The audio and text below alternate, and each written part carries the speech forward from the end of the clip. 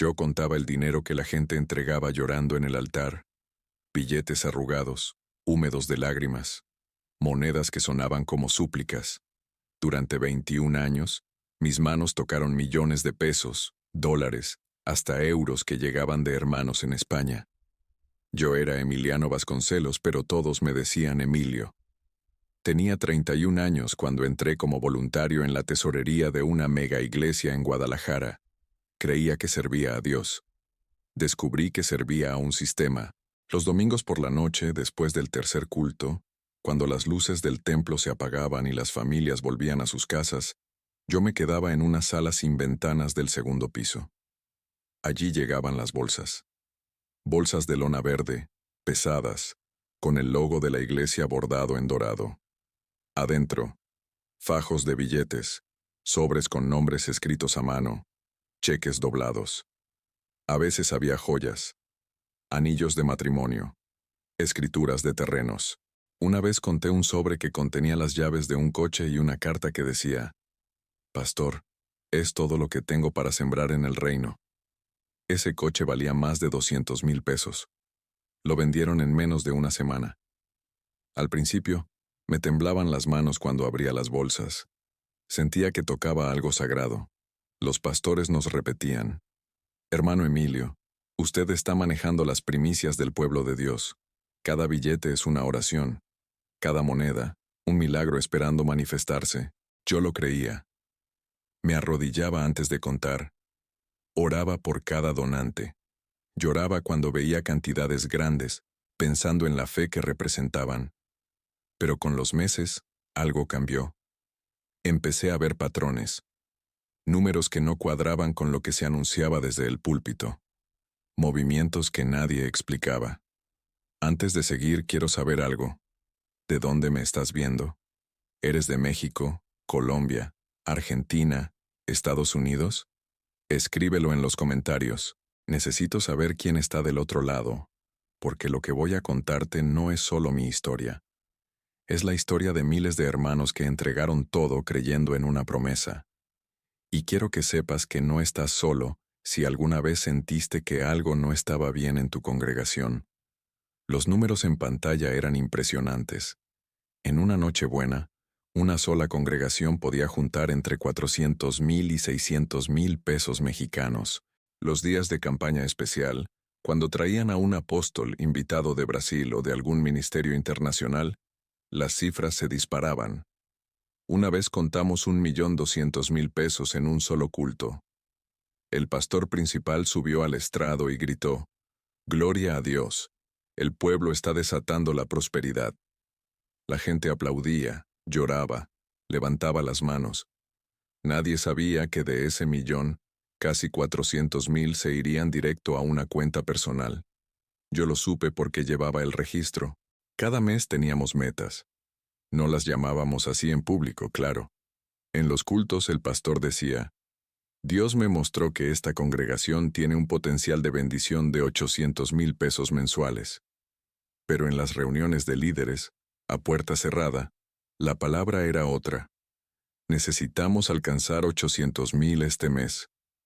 El mes pasado fueron 720,000. No podemos bajar». Y cuando no se alcanzaba la meta, había consecuencias. No para los pastores, para los líderes de células, para los diáconos, para los que teníamos responsabilidades administrativas. Me acuerdo de un martes por la tarde, en la oficina del pastor asociado. Había una carpeta manila sobre el escritorio. Él la abrió despacio y sacó una hoja impresa. Era una tabla con nombres y cifras. «Emilio, mira esto», me dijo. «Aquí está el promedio de diezmo por célula. La célula del hermano Rodrigo apenas juntó 12,000 pesos este mes. El mes pasado fueron 18,000. ¿Qué está pasando?». Yo no sabía qué decir. «Tal vez la gente está pasando por problemas económicos», sugerí. Él negó con la cabeza. «No, Emilio, la gente tiene. Lo que falta es fe, y es nuestro trabajo activarla». Activar la fe. Esa frase se repetía en cada reunión de liderazgo, pero lo que realmente significaba era presionar. Los líderes de células recibían llamadas telefónicas si sus grupos no alcanzaban el promedio esperado. A veces, el pastor principal los citaba en su oficina. Yo escuchaba esas conversaciones porque mi escritorio estaba al lado. Hermano, Dios me mostró que tu célula tiene capacidad para dar más. Hay miembros que no están diezmando completo. Necesito que hables con ellos. No era una sugerencia, era una orden. Algunos líderes lo hacían con tacto, otros no tanto. Recuerdo a una hermana, Lupita, que lideraba una célula de mujeres en una colonia humilde de Guadalajara. Ella misma trabajaba limpiando casas. Un día llegó llorando a la oficina. Hermano Emilio, el pastor me dijo que mi célula está en deuda con Dios porque solo dimos 9,000 pesos este mes. Pero es que varias hermanas perdieron su trabajo. ¿Cómo les voy a pedir más? Yo no supe qué responderle. Le di un vaso de agua. Le dije que orara, pero por dentro algo se me revolvió. ¿Deuda con Dios? ¿Desde cuándo Dios lleva un libro de contabilidad donde apunta quién dio y quién no? El sistema era claro. Cada miembro debía dar el 10% de su ingreso bruto. No neto. Bruto. Antes de impuestos, antes de gastos. El pastor lo predicaba cada mes. El diezmo no es del hombre, es de Dios. Y Dios pide lo primero, no lo que sobra. Luego venían las ofrendas. Ofrendas para misiones, para construcción, para equipos de sonido, para eventos, para los proyectos del reino. A veces, en un solo culto, había 3 o 4 momentos de recolección, y cada uno con su prédica correspondiente. Si siembras en buena tierra, cosecharás 100 veces más. Dios ama al dador alegre. El que retiene más de lo justo empobrece. La gente daba. Dios mío, ¿cómo daba la gente? Vi hombres que acababan de cobrar su quincena y ponían la mitad en el sobre del diezmo. Vi mujeres que vendían comida casera toda la semana para juntar algo extra para la ofrenda. Vi jóvenes que dejaban de estudiar porque Dios les pidió sembrar en un proyecto de la iglesia. Y lo hacían con fe genuina, con amor, convencidos de que cada peso que soltaban era una semilla que Dios multiplicaría. Yo también lo creía. Durante años lo creí. ¿Qué opinas de lo que has visto hasta ahora? ¿Alguna vez sentiste presión para dar más en tu congregación? Cuéntame en los comentarios. Pero detrás de esa fe, había una maquinaria. Los domingos por la noche, después de contar el efectivo, yo pasaba todo a una hoja de cálculo. Columna A, diezmos. Columna B, ofrendas generales. Columna C, ofrendas especiales. Columna D, donaciones grandes. Luego, el total. Ese total se comparaba con el del mes anterior, con el promedio trimestral, con la proyección anual. Si subía, había elogios. Si bajaba, había reuniones de emergencia. Una vez, en una de esas reuniones, el pastor principal trajo a un consultor externo, un hombre de traje gris con portafolios de cuero que hablaba de crecimiento sostenible y fidelización del donante. No era pastor, no era teólogo, era un experto en finanzas corporativas. Nos dio una presentación en PowerPoint. El diezmo es predecible, dijo. Si ustedes tienen 1,000 miembros activos y el ingreso promedio en esta ciudad es de 12,000 pesos, su potencial mensual es de 1,200,000 pesos. Si no están llegando a eso, hay un problema de educación financiera espiritual. Educación financiera espiritual. Esa frase me quedó grabada. Lo que vino después fue una campaña. 4 semanas seguidas de prédicas sobre el diezmo. Testimonios cada domingo de personas que prosperaron después de ser fieles. Videos con gráficos. Folletos con versículos bíblicos y estadísticas. Y al final de cada culto, una invitación. Si hoy decides ser fiel en tus diezmos, pasa al frente. Vamos a orar por tu breakthrough financiero. La gente pasaba, lloraba, firmaba tarjetas de compromiso, y las cifras subieron. En 2 meses, alcanzamos el 1,100,000 pesos mensuales. El dinero llegaba. Eso nunca fue el problema. El problema era a dónde iba. Al principio yo solo contaba y registraba. No hacía preguntas. Pero con el tiempo, empecé a notar cosas. Por ejemplo, cada mes había una transferencia de 250,000 pesos a una cuenta externa. La descripción decía, sostenimiento pastoral. Yo pensaba que era para los salarios de los pastores, hasta que un día, revisando facturas, encontré el recibo de una camioneta BMW X5, año reciente, a nombre del pastor principal. Valor: 1,200,000 pesos. Pregunté al pastor asociado. Me miró como si hubiera dicho algo indebido. Hermano Emilio, el pastor principal tiene un ministerio que alcanza miles de almas. Él necesita moverse con dignidad. Esa camioneta es una herramienta de trabajo. Herramienta de trabajo. Asentí. Guardé silencio. Pero algo dentro de mí hizo clic. Empecé a revisar más. Encontré pagos de colegiaturas privadas para los hijos del pastor, facturas de restaurantes caros, boletos de avión a Dubái, a Londres, a Miami, siempre en clase ejecutiva. Todo salía de la cuenta general de la iglesia. Todo bajo conceptos vagos. Ministerio internacional, relaciones eclesiásticas, desarrollo de liderazgo.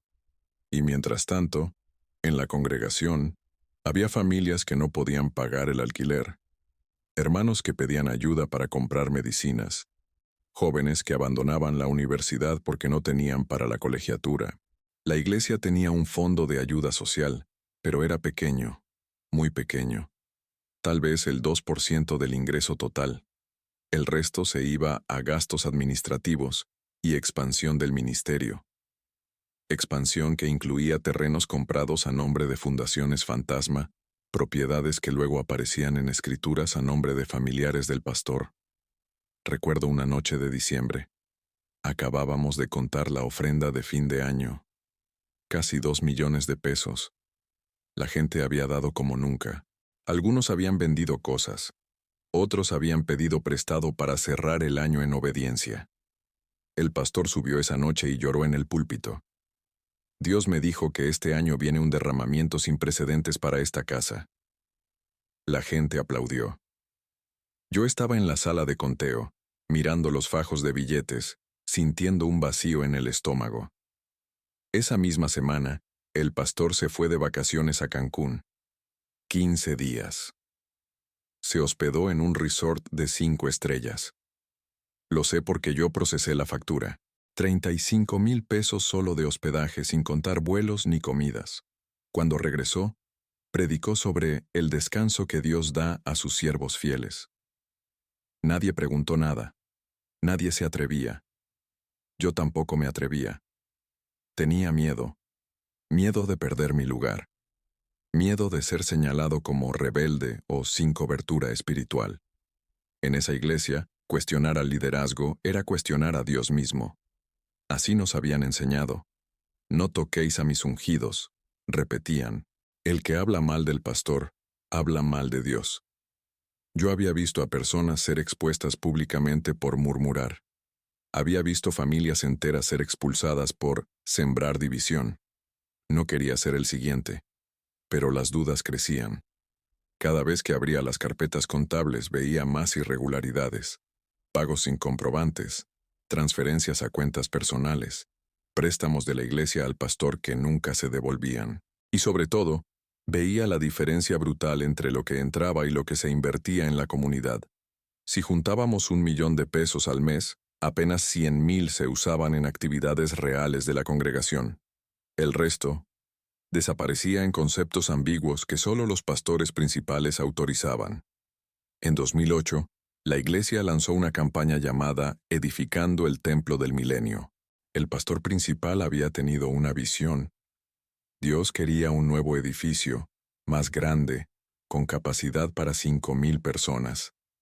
Auditorio completo, estudios de grabación, áreas de niños, estacionamiento subterráneo. Un proyecto de 15 millones de pesos. Durante 6 meses cada culto fue un maratón de ofrendas. Proyectaban en pantalla gigante un termómetro con la meta. Cada semana subían las cifras. La gente aplaudía cuando se alcanzaba un nuevo 1,000,000. Yo llevaba el control de esas ofrendas. Entraron 18 millones de pesos en total. Sí, 18. 3 millones más de lo proyectado. Pero el edificio nunca se terminó. Bueno, se construyó algo. Una estructura de 2 pisos, funcional, pero nada que se pareciera a la visión original. ¿Qué pasó con los otros millones? Nunca se explicó. Cuando algunos miembros preguntaron, el pastor dijo que hubo ajustes en el presupuesto y que Dios redirigió los recursos a otras áreas del ministerio. Nunca hubo un informe detallado. Nunca hubo transparencia. Yo tenía los registros. Sabía exactamente a dónde habían ido parte de esos fondos. Vi transferencias a empresas constructoras que nunca entregaron factura. Vi pagos a consultores que eran familiares del pastor. Vi compras de terrenos en zonas residenciales lejos de la iglesia, que aparecían como inversiones ministeriales, pero terminaban en escrituras a nombre de fundaciones controladas por el círculo cercano del liderazgo. Era un laberinto. Y yo estaba en el centro viendo todo, sin poder decir nada. La presión sobre los miembros era constante, no solo en los cultos, también en las células, en los grupos de oración, en las consejerías. Si alguien tenía problemas económicos, la respuesta era siempre la misma. Hermano, ¿estás siendo fiel en tus diezmos? Como si la fidelidad a Dios se midiera en pesos. Como si la bendición divina dependiera de cuánto dinero pusieras en una caja. Y la gente lo creía, porque lo escuchaba semana tras semana. Porque veían testimonios cuidadosamente seleccionados. Porque nadie se atrevía a decir lo contrario. Había una hermana, doña Estela, que trabajaba vendiendo tamales. Cada mes, sin falta, daba su diezmo. 800 pesos. A veces 1000, cuando le iba bien. Un día llegó a mi oficina con su sobre, pero traía los ojos rojos. Hermano Emilio, me dijo, este mes me atrasé con el alquiler. Mi hija necesita medicamentos, pero no quiero quedar mal con Dios. Le dije que Dios la amaba igual, que no se preocupara. Pero ella insistió. No, hermano. El pastor dijo que si no diezmamos, estamos bajo maldición, y yo no quiero eso para mi familia. Puso el sobre en mi mano, y se fue. Yo me quedé ahí, con el sobre, sintiendo que algo en todo esto estaba profundamente mal. Los pastores vivían en otro mundo. Casas grandes, coches del año, viajes constantes. Sus esposas usaban ropa de diseñador. Sus hijos iban a colegios privados bilingües. Y todo se justificaba con la misma frase: Dios prospera a quienes le sirven. Pero esa prosperidad no llegaba a los miembros. Ellos seguían luchando, endeudándose, sacrificándose. Y cuando alguien cuestionaba, la respuesta era: tu falta de prosperidad es por falta de fe. Era un círculo perfecto. Si te iba bien, era porque Dios te bendecía por diezmar. Si te iba mal, era porque no dabas lo suficiente o no tenías fe suficiente. No había salida. Yo empecé a guardar copias, facturas, extractos, hojas de cálculo. No sabía bien por qué. Tal vez intuía que algún día esto explotaría. O tal vez simplemente necesitaba tener pruebas de que no estaba loco, de que lo que veía era real. Las guardaba en una memoria USB que escondía en mi casa. Nadie sabía, ni siquiera mi esposa, que también era miembro de la iglesia y fiel creyente. Ella confiaba ciegamente en el pastor, yo ya no. En 2012 llegó un pastor invitado de Colombia. Venía con credenciales impresionantes. Autor de libros, conferencista internacional, fundador de una red de iglesias. Durante una semana hizo una cumbre de líderes en nuestra congregación. Yo estuve en las sesiones porque llevaba el control de las ofrendas de esos eventos. Y ahí, en una de esas pláticas privadas, escuché algo que me heló la sangre. El pastor colombiano estaba explicando un sistema de pactos de fidelidad. Era básicamente un programa de donaciones recurrentes automatizadas. Los miembros autorizaban un cargo mensual a su tarjeta o cuenta bancaria. Así, decía, eliminamos la fricción del acto de dar. La gente no tiene que pensar cada mes si va a diezmar o no. Ya está automatizado, y las cifras suben un 40% en promedio. Hablaba de los miembros como si fueran clientes, de la fe como si fuera un producto, de la iglesia como si fuera una empresa con cuotas de crecimiento. Nuestro pastor principal estaba fascinado, tomaba notas, hacía preguntas. ¿Y cómo manejan a los que cancelan el pacto?, preguntó. El colombiano sonrió. Ahí es donde entra la cobertura pastoral. Un líder los llama, agenda una cita, explora qué pasó. Muchas veces es solo un problema temporal. Los reconectas con la visión. El 90% vuelve a activar el pacto. Problema temporal. Reconectar con la visión. Yo escuchaba y sentía náuseas. Implementaron el sistema 3 meses después. Le llamaron Pacto de Lealtad al Reino. Hubo una campaña masiva. Testimonios de bendiciones que llegaron a quienes hicieron el pacto. Videos emotivos. Hasta trajeron a un cantante cristiano famoso para un concierto gratuito, pero al final pidieron que firmaran el pacto como compromiso espiritual. Funcionó. En 6 meses, casi 600 miembros habían autorizado cargos automáticos. El ingreso mensual de la iglesia subió de 1.100.000 a 1.600.000 pesos. Pero también empezaron a llegar más problemas. Familias que descubrían que no tenían saldo para sus gastos porque se les había cargado el diezmo automáticamente al inicio del mes. Personas que querían cancelar el pacto, pero los líderes las visitaban, las presionaban, les decían que romper el pacto traía consecuencias espirituales. Algunos cedían por miedo, otros se iban de la iglesia, enojados, sintiendo que los habían manipulado. Yo veía todo eso, y callaba, porque para entonces ya no era solo un contador voluntario. Me habían puesto en planilla. Ganaba 15,000 pesos al mes. No era mucho, pero era algo. Y tenía miedo de perderlo. Tenía una hija pequeña, una esposa que no trabajaba fuera de casa, un alquiler que pagar. ¿Cómo iba a denunciar lo que veía si dependía económicamente de esa institución? Era mi propia trampa. Pero algo dentro de mí se rompió una tarde de marzo de 2014. Llegó una pareja joven a la oficina administrativa. Él era maestro, ella enfermera. Habían firmado el pacto de lealtad un año atrás. Pero ese mes, su hijo de 4 años había tenido una emergencia médica. Habían gastado todo en el hospital. No les alcanzaba ni para comida. Y aún así, el cargo del diezmo se había ejecutado automáticamente. 1,500 pesos que necesitaban desesperadamente. El esposo me pidió que le devolviera ese dinero. Hermano Emilio, solo este mes. Le juro que el próximo mes lo vuelvo a poner. Pero mi hijo tenía los ojos llenos de lágrimas. Yo quería ayudarlo, pero no podía. No tenía autorización. Fui con el pastor asociado, le expliqué la situación. Él negó con la cabeza. Hermano Emilio, el pacto es un compromiso espiritual. Si empezamos a devolver, ¿qué va a pasar con los demás? Se abre un precedente, no podemos. Le dije que era una emergencia médica, que el niño estaba enfermo. Él me miró fijo. Dios proveerá de otra forma, pero el diezmo no se toca. Volví con la pareja. Les dije que no se podía. Vi la decepción en sus rostros, la frustración, la rabia contenida. Se fueron sin decir nada. Nunca volvieron a la iglesia.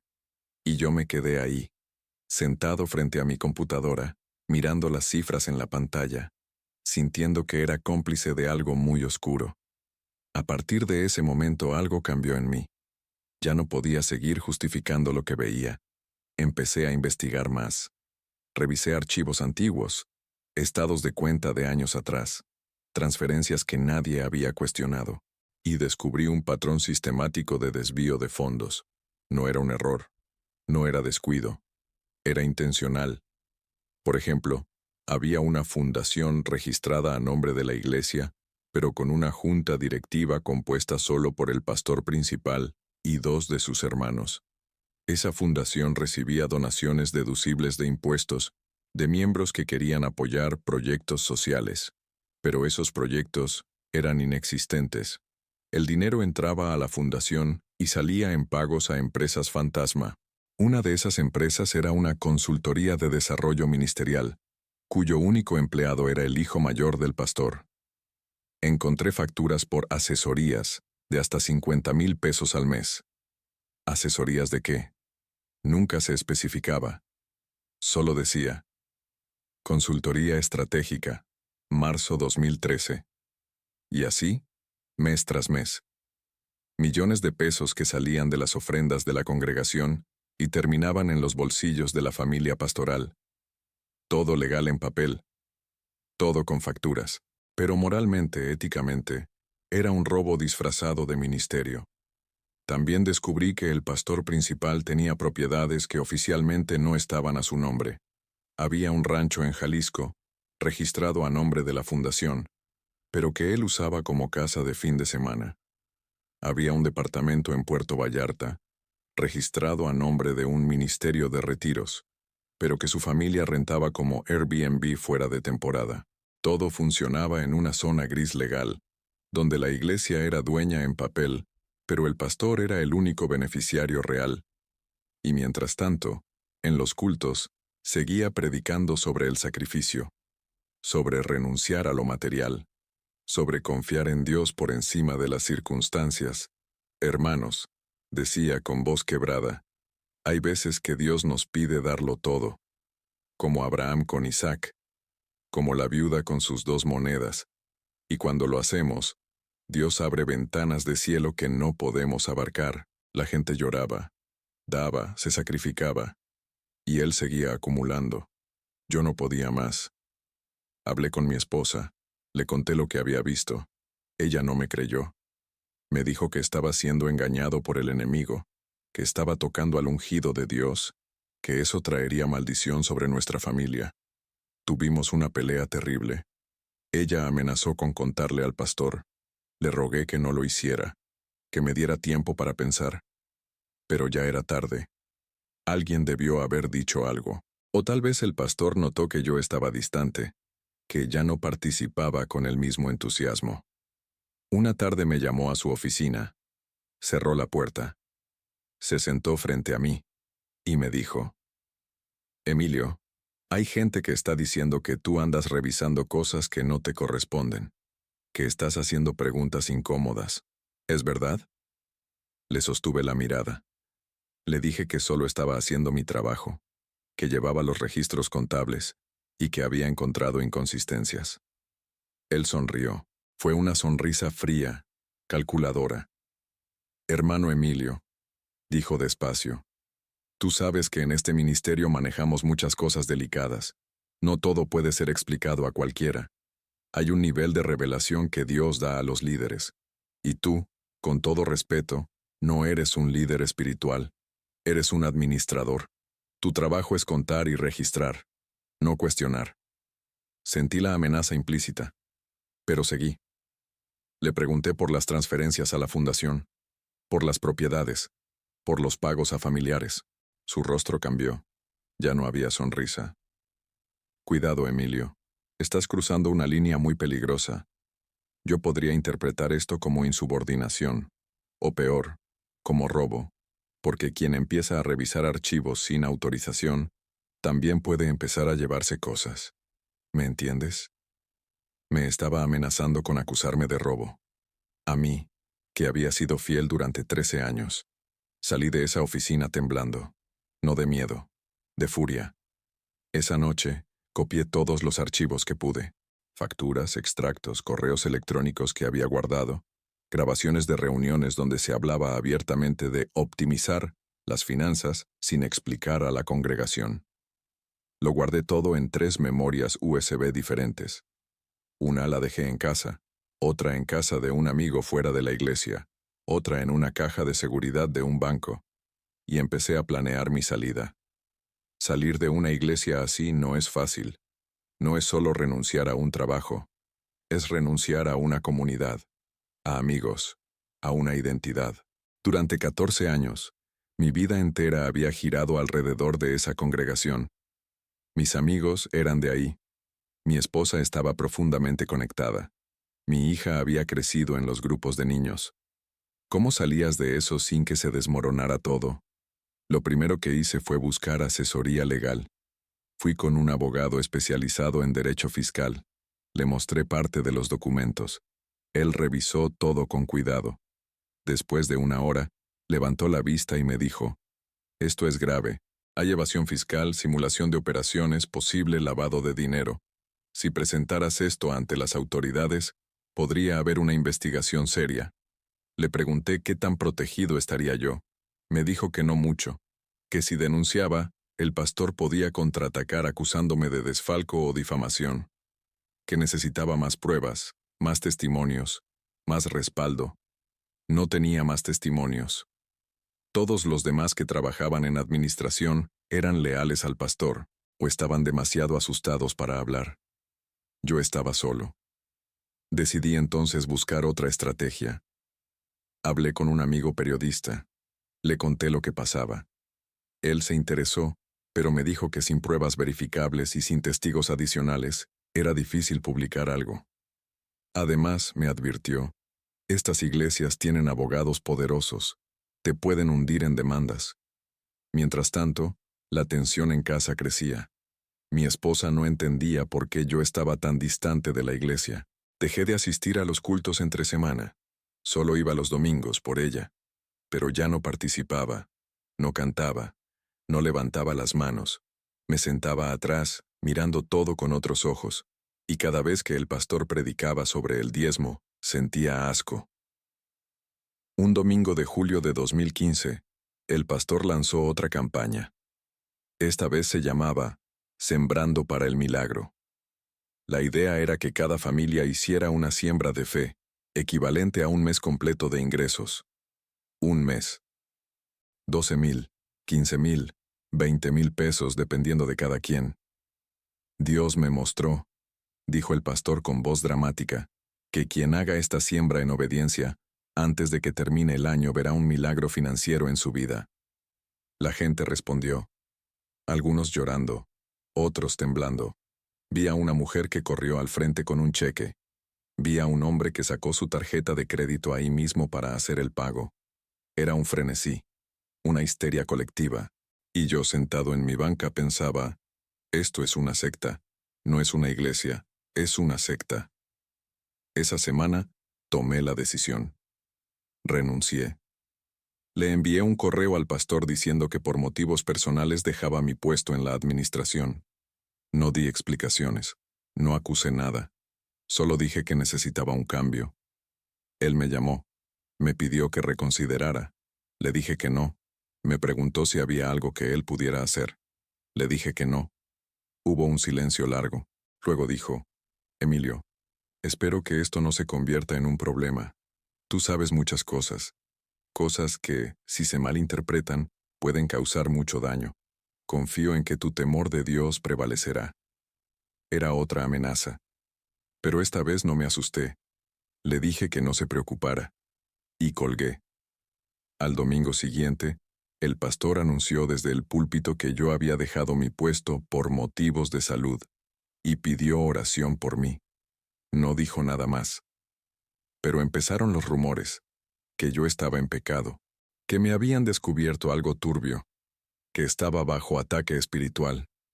Mi esposa recibía llamadas de hermanas preocupadas. Líderes me enviaban mensajes pidiéndome que volviera, que no me apartara de la cobertura. Algunos insinuaban que si me iba de la iglesia mi familia sufriría consecuencias espirituales. Fue un infierno, pero seguí firme. Dejé de ir a los cultos. Mi esposa seguía asistiendo, pero conmigo no hablaba casi. Dormíamos en la misma casa, pero éramos extraños. Mi hija me preguntaba por qué ya no íbamos juntos a la iglesia. No sabía qué decirle.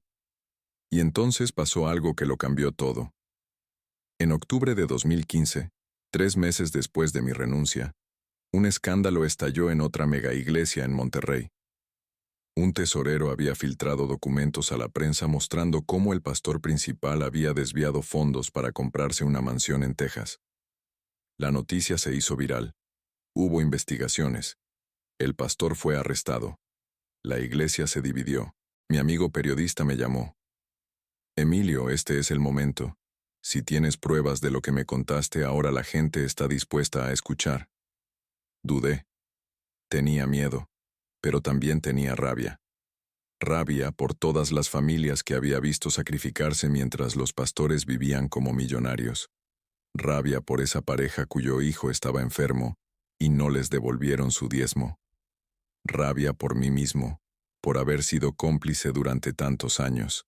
Le di los documentos, no todos, solo una parte, los que mostraban las transferencias sospechosas, las propiedades ocultas, los pagos a familiares. Él publicó un artículo. Fue cauteloso. No mencionó nombres directamente, pero describió el sistema. Cómo funcionaban las fundaciones fantasma. Cómo se usaban las iglesias para evadir impuestos. Cómo los líderes religiosos se enriquecían sin rendir cuentas. El artículo no se hizo viral, pero llegó a ojos correctos. Algunas autoridades fiscales empezaron a hacer preguntas. Miembros de mi antigua congregación comenzaron a dudar. Algunos me buscaron en privado. Me preguntaron si era verdad. Les confirmé que sí. Les mostré pruebas.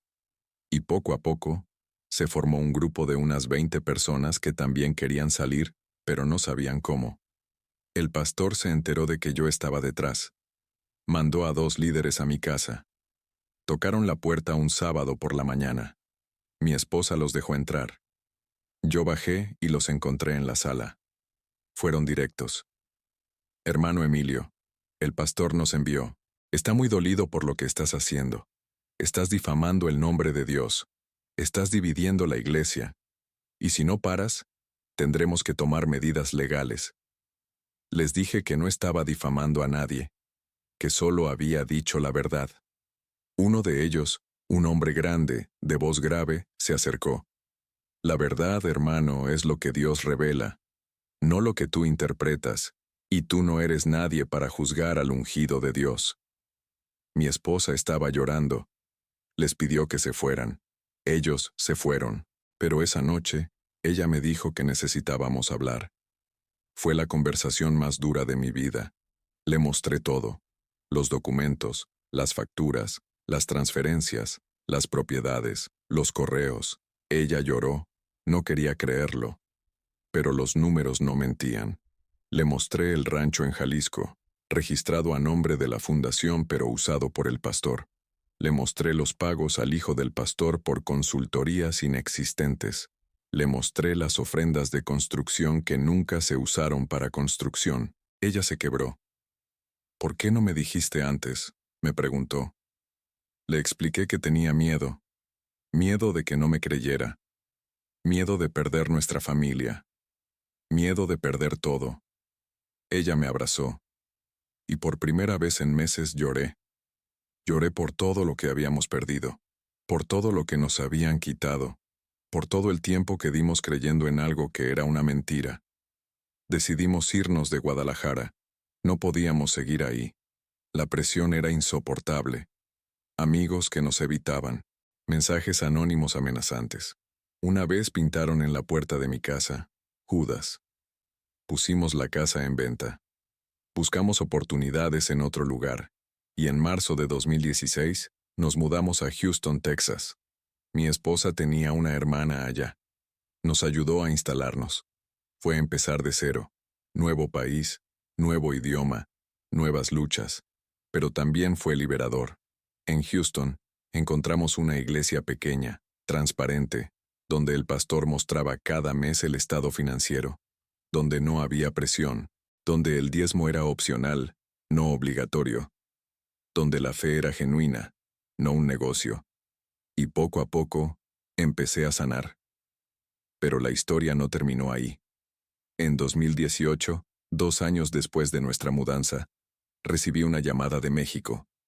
Era uno de los miembros que habían formado parte del grupo que quería salir de la iglesia. Me contó que finalmente habían presentado una denuncia formal ante las autoridades fiscales, con mis documentos como parte de la evidencia, y que había una investigación en curso. No sabía si alegrarme o asustarme. Por un lado quería que se hiciera justicia. Por otro sabía que esto podía traer represalias. El pastor tenía contactos.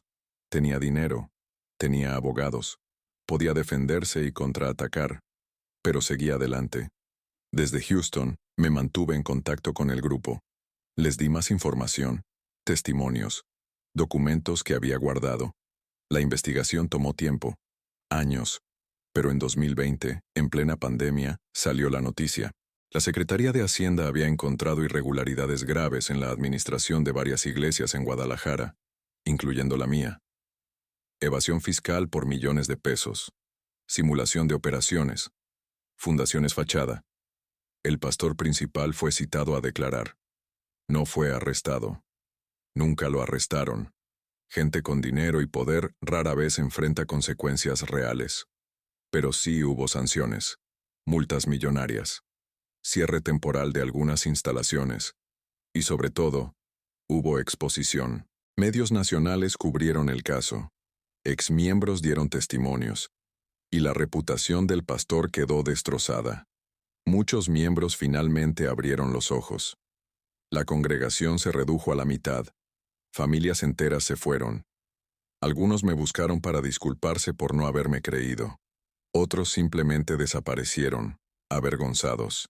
Y el pastor, aunque nunca admitió culpa, tuvo que dar un paso atrás. Puso a su hijo mayor al frente, pero todos sabían que era solo una fachada. Yo seguía en Houston, trabajando en una oficina contable normal, viviendo una vida tranquila, pero las secuelas emocionales estaban ahí. Pasé por terapia. Mi esposa también.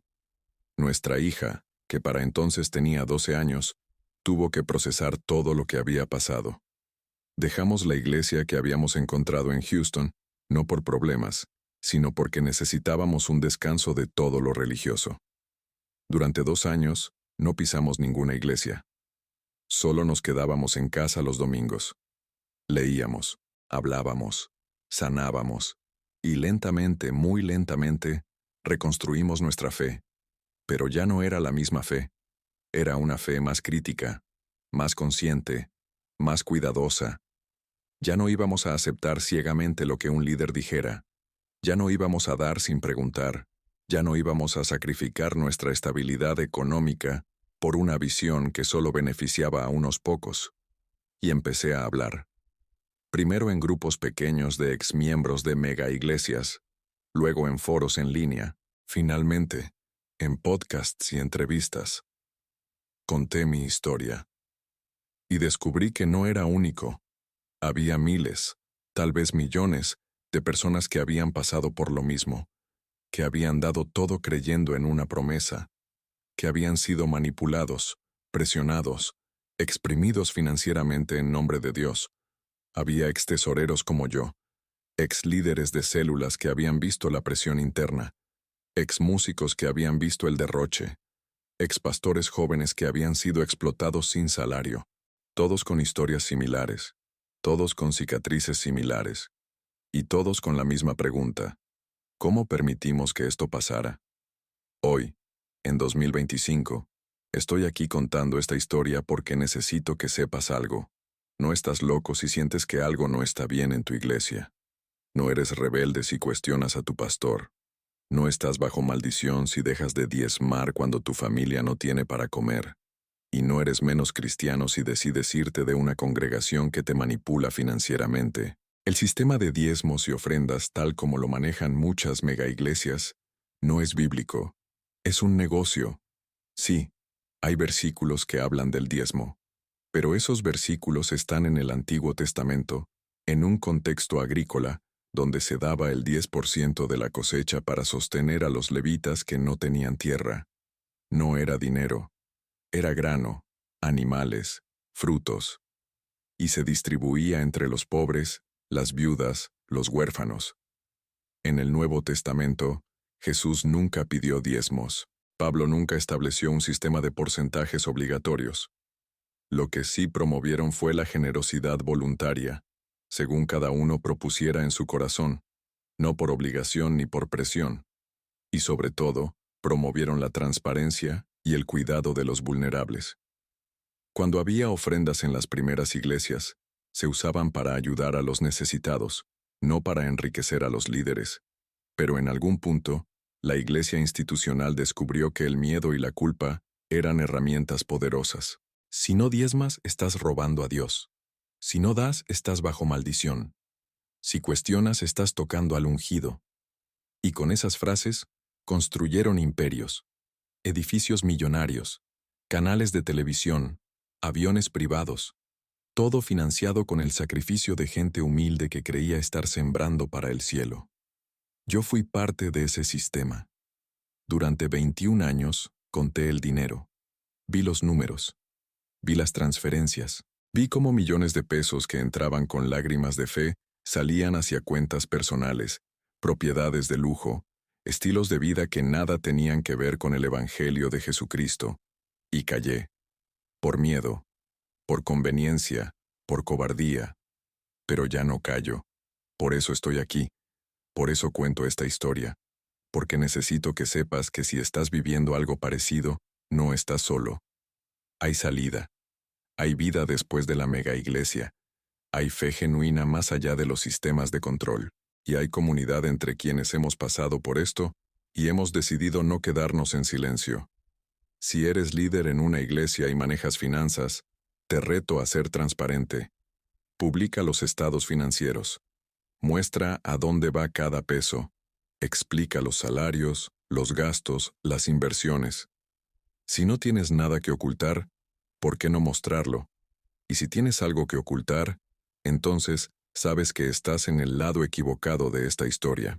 Si eres miembro de una congregación donde sientes presión constante para dar, donde no hay transparencia financiera, donde el pastor vive en un nivel económico muy por encima del promedio de los miembros, pregunta. Exige rendición de cuentas.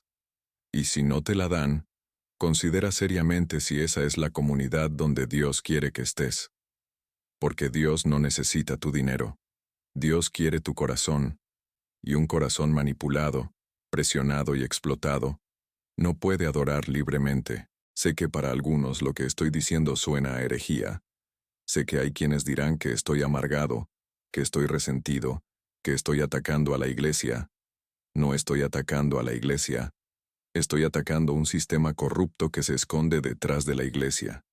Estoy atacando a líderes que usan el nombre de Dios para enriquecerse. Estoy atacando una teología torcida que dice que la fe se mide en pesos y que la bendición de Dios depende de cuánto das. Jesús volcó las mesas de los que comerciaban en el templo. Gritó que habían convertido la casa de oración en cueva de ladrones. Y hay algo que casi nadie se atreve a decir en voz alta. Muchas de esas mesas siguen intactas hoy, solo que ahora están cubiertas de terminales de tarjeta, códigos QR y aplicaciones de donación. El negocio se sofisticó, pero el espíritu es el mismo. Usar el nombre de Dios para justificar fortunas que no se pueden explicar solo con bendiciones. Cuando empecé a hablar públicamente, algunos me preguntaban, ¿por qué no das nombres? ¿Por qué no dices la denominación, la ciudad exacta, el pastor? La respuesta es sencilla, porque el problema va mucho más allá de un solo nombre o una sola iglesia. Lo que viví en Guadalajara se parece demasiado a lo que otros han vivido en Guatemala, en Perú, en Chile, en Colombia, en Estados Unidos. Cambian los acentos, cambian los logos en las fachadas, pero el sistema se repite como si alguien hubiera pasado un manual secreto de mega iglesias por toda América Latina. Ese manual no está escrito en un libro, pero se ve en los frutos. Iglesias que, en menos de 10 años, pasan de un salón rentado a un emporio inmobiliario con templos, radios, canales de TV, escuelas y hasta aviones privados. Todo eso financiado, en teoría, por donaciones voluntarias de gente que, en muchos casos, ni siquiera tiene ingresos formales, pero aparece en los registros con aportes millonarios. En los últimos años han salido a la luz investigaciones que parecen calcadas de lo que vi por dentro. Compra masiva de casas y autos a nombre de la iglesia, mientras los fieles apenas sobreviven. Donaciones que no coinciden con la capacidad económica registrada de los donantes. Líderes religiosos que terminan bajo la lupa por posible lavado de dinero, pero siguen predicando cada domingo como si nada. Y siempre que alguien se atreve a denunciar, la narrativa oficial es la misma. Ataque del diablo. persecución religiosa, odio a la fe. Lo más irónico es que la mayoría de estos movimientos hablan todo el tiempo de luz y verdad, pero rehúyen a la transparencia financiera más básica. En muchas congregaciones, pedir ver el presupuesto anual es casi tan ofensivo como insultar al pastor en público. Te miran como si hubieras blasfemado.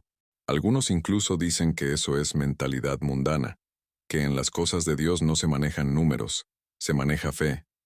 Pero cuando se trata de cobrar el diezmo, ahí sí son muy precisos con los porcentajes. En Houston aprendí otra cosa. La pequeña iglesia a la que fuimos al principio tenía un sistema sencillo. Una vez al año, hacían una asamblea abierta. Se proyectaba en pantalla el presupuesto, cuánto entró, cuánto salió, en qué se gastó cada rubro. Cualquiera podía hacer preguntas. Si había dudas, se revisaban. Nadie se ofendía. Nadie gritaba, no toquen al ungido. Y curiosamente, la gente daba tranquila, porque sabía que no estaba financiando mansiones ni jets, sino renta del local, ayuda social, proyectos concretos. Ahí entendí algo que ojalá hubiera entendido 20 años antes. La transparencia no mata la fe, la fortalece. Un líder que se enoja porque le piden cuentas no está defendiendo el evangelio, está defendiendo su propio imperio. Y un sistema que necesita amenazar con maldiciones para sostenerse financieramente no está confiando en Dios, está confiando en el miedo. Si llegaste hasta aquí, sabes que esta no es una historia de chisme barato, es una advertencia, una carta larga desde el futuro para quien todavía está sentado en la banca, escuchando al pastor decir que si no das el diezmo exacto, Dios va a cerrar las ventanas de los cielos sobre tu vida. Quisiera volver a ser ese Emilio de 31 años, voluntario ilusionado contando sobres en una sala sin ventanas, y susurrarle al oído: pregunta, no tengas miedo de preguntar. Porque si en aquella época hubiera habido preguntas masivas, tal vez ese sistema no habría llegado tan lejos. Pero el silencio es el mejor aliado del abuso espiritual y financiero. Mientras todos asienten con la cabeza, mientras nadie se atreve a decir, esto no cuadra, los números siguen creciendo. Y con ellos, la sensación de omnipotencia de los líderes que se convencen de que todo lo que tocan es bendecido, aunque huela a fraude desde lejos. A ti que quizás estás liderando una pequeña obra, o eres pastor, y estás viendo esto con incomodidad, te lo digo claro, sí es posible manejar ofrendas sin caer en ese sistema. Hay normas, hay buenas prácticas, hay consejos sencillos para evitar que la iglesia se convierta en una caja negra. Separar claramente las cuentas personales de las de la congregación. Crear un comité financiero con más de una persona revisando todo. Presentar informes periódicos accesibles a los miembros. No necesitas un MBA. Necesitas temor de Dios y respeto por la gente que confía en ti. Y si eres miembro y no ves nada de eso en tu congregación, no lo ignores. Pregunta cómo se administran los fondos. Pregunta quién decide los salarios, quién firma los cheques, quién supervisa al tesorero. Si la respuesta es silencio, evasivas o enojo, toma nota. No necesitas una palabra profética para discernir que algo anda mal cuando pedir claridad sobre el uso del dinero se considera una traición. A veces, la mentira se cubre con versículos. Se citan historias de Abraham, de Job, de la viuda de Sarepta, pero se omite decir que ninguno de ellos financiaba un emporio familiar de bienes raíces. Se predica sobre sembrar en buena tierra, mientras esa tierra se llama cuenta bancaria en un paraíso fiscal. Y el problema no es el diezmo en sí. El problema es el abuso del diezmo. El problema es la opacidad, el lujo desmedido, la falta de rendición de cuentas. Interrupción rápida. Si todo esto te está removiendo algo por dentro y todavía no lo has hecho, considera suscribirte ahora mismo al canal. No para seguir mi historia, sino para que esta conversación no se pierda entre tantos mensajes que solo te piden dar, dar y dar. Aquí lo que se busca es entender, sanar y aprender a poner límites sanos en la fe. Hubo un momento, ya en Houston, que marcó un antes y un después para mí. Fue algo aparentemente pequeño. Una iglesia local organizó una colecta especial para ayudar a familias afectadas por un huracán. Anunciaron la ofrenda un domingo. La recogieron al final del culto, y al jueves siguiente ya estaban repartiendo víveres y mostrando en detalle cuánto se había recibido y cómo se estaba usando. Nadie habló de sembrar para tu milagro. Nadie prometió multiplicaciones sobrenaturales. Solo dijeron, hay necesidad, ayudemos. Ver eso me confrontó más que todas las prédicas que había escuchado en 20 años. Porque ahí entendí lo obvio. Cuando el dinero se maneja con honestidad, no hace falta adornarlo con manipulación espiritual. No necesitas decir que el que no da está bajo maldición. No necesitas gritar desde el púlpito que la gente está robando a Dios. La generosidad real nace de la confianza, no del miedo.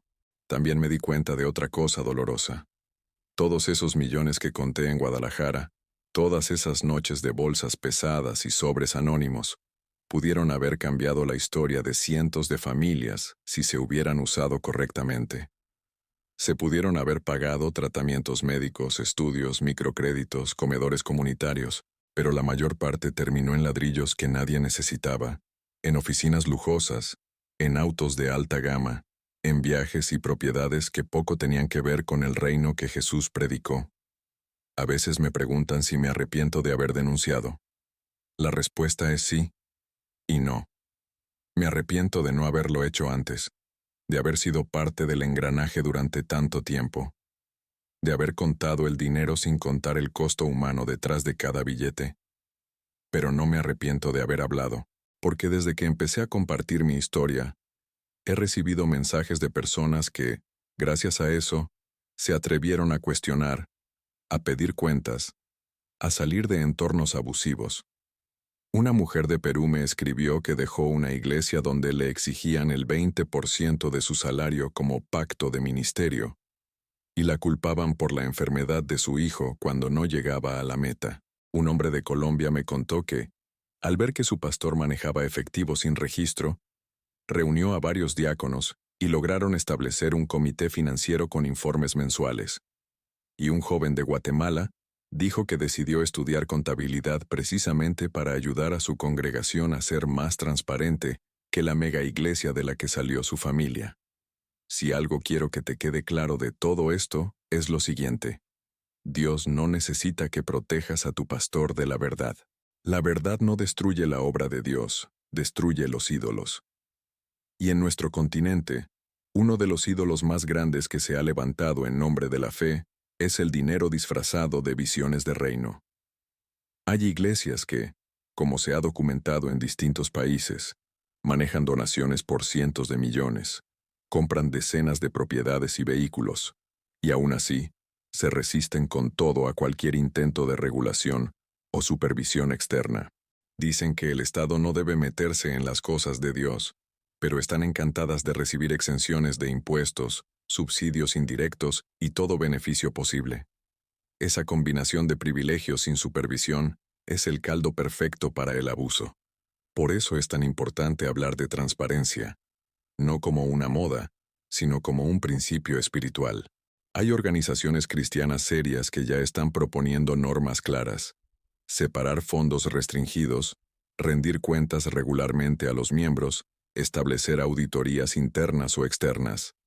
No se trata de desconfiar por sistema, se trata de honrar la confianza con hechos. Y si tu iglesia rechaza todas esas ideas de plano, pregúntate, ¿qué perderían si fueran transparentes? Algunos me han dicho, Emilio, pero gracias a esos sistemas, también se hacen cosas buenas. Se construyen templos, se ayudan misioneros, se sostienen programas. Y es cierto, en medio del barro siempre hay algo de oro. Pero la pregunta no es si se hace algo bueno, sino cuánto costo humano y espiritual se está cobrando ese bien y a quién termina beneficiando realmente. Cuando el 80% del presupuesto se va a mantener el estilo de vida de un pequeño grupo, no importa cuántas canastas de alimentos repartan al año, el sistema sigue siendo injusto. Si sigues dentro de una estructura así, no te culpo. Salir no es cuestión de apretar un botón. Es un proceso. A veces lleva años. Implica romper lealtades, perder amigos, redefinir tu relación con Dios y contigo mismo. Pero sí te pido algo. Empieza por permitirte dudar. Haz esa pequeña grieta en el muro del miedo. Pregúntate si realmente crees que Jesús, el carpintero pobre de Nazaret, el que no tenía dónde recostar la cabeza, estaría cómodo predicando desde un escenario con pantallas LED millonarias, mientras a la vuelta del templo hay gente que no tiene para comer. Si permaneciste conmigo hasta este punto del video de corazón, gracias. No es fácil escuchar todo esto, especialmente si todavía amas a tu congregación, si tienes recuerdos bonitos ahí, si hay personas sinceras que no tienen la culpa de lo que hacen unos pocos arriba. Justamente por respeto a esas personas vale la pena hablar. Aquí no se trata de hacer una cacería de brujas ni de pintar a todos los pastores como delincuentes. Hay hombres y mujeres que sirven con integridad, que viven modestamente, que sufren cuando tienen que decir, no hay suficiente para ayudar a todos. Pero también hay quienes se han acostumbrado a un modelo donde la iglesia es su empresa familiar. Y mientras no se hable de eso, seguirán levantando imperios sobre espaldas cansadas. Si este contenido te ha ayudado, si te ha dado lenguaje para cosas que solo sentías en el estómago, te invito a hacer algo muy simple pero poderoso. Suscribirte al canal y activar las notificaciones. No es una frase vacía. En este espacio se van a seguir contando historias como esta, con documentos, con números, con experiencias reales, para que nadie más tenga que pasar 20 años dentro de un sistema antes de darse cuenta de que algo está roto. También te quiero pedir que, si puedes hacerlo sin ponerte en peligro, compartas este video con alguien que necesite escucharlo. Ese amigo que siempre está en todos los cultos especiales de siembra, esa tía que vive con culpa porque no le alcanza para diezmar completo, ese líder que en el fondo sabe que los números no cuadran, pero no ha encontrado el valor para decirlo en voz alta. A veces, una historia que resuena es la chispa que hace falta para encender un proceso de cambio. Y por último, me gustaría que me contaras en los comentarios, ¿qué fue lo más fuerte que viste o viviste relacionado con dinero en tu iglesia? No des nombres si no quieres. No se trata de exponer personas específicas, sino de entender patrones. Lo que más se repite, más nos urge revisar. Tu experiencia puede ser la pieza que faltaba en el rompecabezas de otra persona que está escuchando esto en silencio. Esta historia empezó con una imagen muy simple. Mis manos contando billetes mojados por lágrimas en una sala sin ventanas. Podría haber terminado en cinismo, en odio a todo lo que huela a fe. Pero, curiosamente, no fue así. Sí, pasé por la rabia, por la decepción, por el deseo de quemar todo. Pero al final, lo que quedó fue otra cosa. Un hambre profunda, de una fe que no necesita esconder los números para anunciar buenas noticias. Si algo aprendí de todos estos años es que la oscuridad no se vence cerrando los ojos, sino encendiendo luces. Luz sobre las prácticas financieras. Luz sobre los discursos que mezclan Biblia con manipulación emocional. Luz sobre las estructuras que concentran poder sin rendir cuentas a nadie. Y muchas veces, la primera luz se enciende con una sola frase. Explícame, por favor, cómo se maneja el dinero aquí. Tal vez, después de este video sigas en la misma iglesia. Tal vez, decidas irte. Tal vez empieces a hacer preguntas incómodas. Sea cual sea tu decisión, recuerda esto. Tu dignidad no se mide por cuánto obedeces a un hombre con micrófono, sino por cuánto te permites vivir en verdad delante de Dios y de tu conciencia. Nadie tiene derecho a comprarte lealtad a cambio de promesas de prosperidad o amenazas de maldición. La gracia no se vende. La bendición no tiene porcentaje fijo. Al cerrar este relato, vuelvo a esa carpeta que abrí un día y que cambió mi vida. La hoja donde vi por primera vez cuánto entraba realmente cada mes y cómo se repartía entre los líderes. Esa hoja me rompió por dentro, pero también me sacó de un sueño peligroso.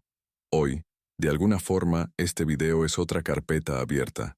no con tus números, sino con los míos, con mi historia.